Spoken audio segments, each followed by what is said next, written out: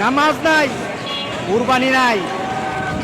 যে ব্যক্তি নামাজ পড়ে না, যে ব্যক্তি নামাজ পড়ে না, কুরবানি তার কোনো সফলতা আনবে না। কুরবানি তার জন্য সফলতা বয়ে আনবে না। নামাজ নাই, কুরবানি হবে না তার। নামাজ ছাড়া কুরবানি হবে না, এটাই ধারাবাহিকতা। ইন্না আতাইনা কাল কাউসার ওয়াসাল্লি লিরাব্বিকা ওয়ানহার। নামাজ আগে, কুরবানি পরে। আর আমাদের সমাজে এমন মানুষ আছে নামাজ পড়ে না, কিন্তু লক্ষ লক্ষ টাকা দামের কুরবানি ছাড়ে না। তার মানে কি? সে দিন বুঝে না, সে ইসলাম বুঝে না, মুহাম্মদ সাল্লাল্লাহু আলাইহি সাল্লামকে দেওয়া আল্লাহর ঘোষণাও জানে না, ইব্রাহিম আলাইহিস সালামকে দেওয়া সেই কুরবানির নীতি জানে না। এই কুরবানি তার জন্য কোনো সফলতা বয়ে আনবে না।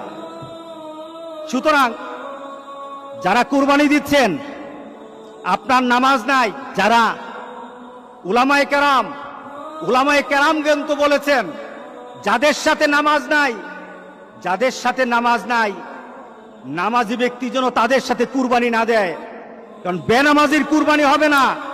আপনি 7 নাম দিলেন, 6 জন মানুষ নামাজ পড়ে, একটা মানুষ নামাজ পড়ে না, বিপদ কিন্তু হয়ে গেছে, বিপদ কিন্তু হয়ে গেছে। কারণ 6 ব্যক্তির অংশটা কিন্তু আরেকজনের সাথে সংযুক্ত হয়ে আছে। ওই ব্যক্তির বেনামাজি হওয়ার কারণে উলামায়ে কেরামের মতামত, সব উলামায়ে কেরামের মতামত, নামাজ যার থাকে না কুরবানি তার হয় না। সুতরাং নামাজ ছাড়বো না। রাজি আছি সবাই? কি ছাড়বো না বলেন? নামাজ ছাড়বো না।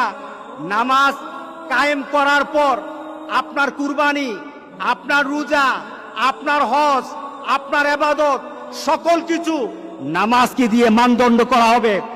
আগে নামাজ, এরপরে সকল ইবাদত। এটাই হবে মুসলমানদের ধারাবাহিক আমলের নিয়ম। যাদের সাথে নামাজ নাই, আজকে চলুন তওবা করি। আজকে তওবা কবুল হবে। আজকে আল্লাহ মাফ করে দিবেন। আজকে আমাদের গুনাহগুলি মাফ করে দিবেন। আজকে তো আমরা এমন ভাবে আল্লাহর কাছে বলবো, মাবুদ, তোমার আরাফাতের ব্যক্তিগুলি আরাফাতে কেঁদেছে, এদের মনে কিন্তু সুখ ছিল না, এদের মনে কিন্তু আনন্দ ছিল না। কারণ আরাফাতের ময়দানে 10,000 মানুষ থাকে না।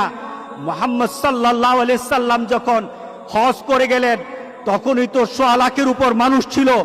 10,000 মানুষ আরাফাতের ময়দানে কখনো ছিল না। আজকে 10,000 মানুষ তারা ওই আরাফাতের ময়দানে কেঁদে কেঁদে বলেছে, মাবুদ, আমরা তৃপ্ত নই।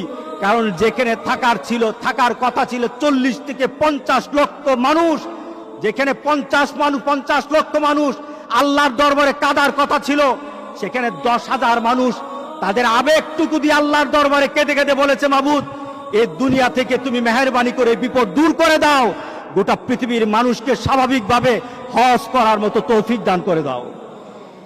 তাদের ডাক হয়তো কবুল হয়ে যাবে। আমাদের বিশ্বাস, তাদের ডাকের কারণে হয়তো আল্লাহ আমাদেরকে মাফ করে দিবেন।